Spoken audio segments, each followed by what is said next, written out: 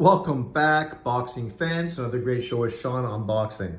So, John Boxing, DGAB, bringing DEI to boxing. Because that's exactly what boxing needs. Boxing needs DEI. He made some video today crapping on, of course, Ryan Garcia and Teofimo Lopez. He's almost as bad as the rest of these dudes, making video after the same few fucking individuals constantly, because that's what he does, right? You're using Teo and Ryan as the terrible fighters, and then of course highlighting all the black fighters, example Tank Davis, and of course whoever else you can jam into that conversation. He's literally saying that the public boxing fans are allowing Teofimo Lopez to harass Bud Crawford. Oh my God. You think about the bullshit that we see on social media from boxers going back and forth at one another day in and day out. You think about these YouTube channels that consistently have viled against people. He says this about Teo, but yet you could look at Knockout Boxing, who has put out way more negativity about Bud Crawford than Teofimo Lopez ever has, right? But he would never make a video pointing that out or being critical of him. You look at other guys like Bruce Vane and others, how they went after certain black fighters and just went at them crazy like.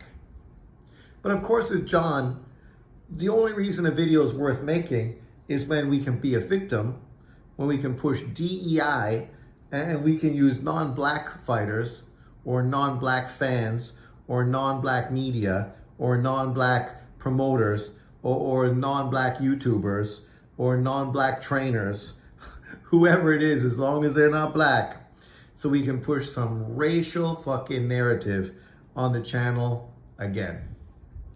This shit's ridiculous. It's literally fucking crazy. Bud Crawford is getting paid millions and millions and millions of dollars to fight Canelo Alvarez. I'm sure the last thing he's concerned about is Teofimo Lopez trying to clout chase off of him, right? I'm sure that's the last thing he's concerned about. We've had all kinds of fighters literally harass, stalk, and be ridiculous people. Think about Muhammad Ali. The great Muhammad Ali, how he harassed Sonny Liston, going to the gym, belittling him in front of his face, embarrassing him, putting Sonny Liston in a position where he could not duck this young kid who was blowing smoke in his face. And not that at that point Ali was well known or well respected or had a great resume. He was a young up-and-comer, a prospect who still had more to prove. But because of his harassment toward Sonny Liston and his team felt like, shit, we got to take this fight now.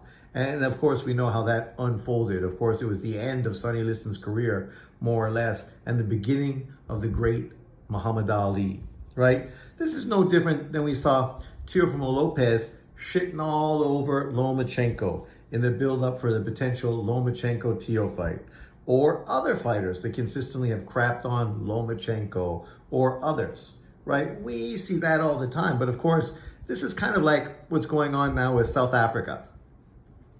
South African white Africana farmers are being allowed to immigrate to America.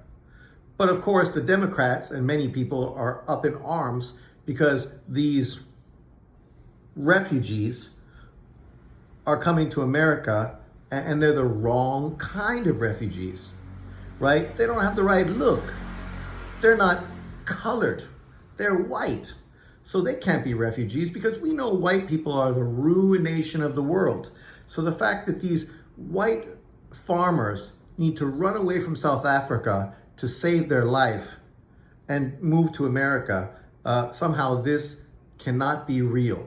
It cannot make sense that whites are being racially attacked, right? Because that goes against the narrative these guys love to push time and time again, right? Time and time again. And of course, you'll have some people who don't know anything about South Africa and what's going on, acting as if this is karma because of what these white South Africans took away from the original black South Africans.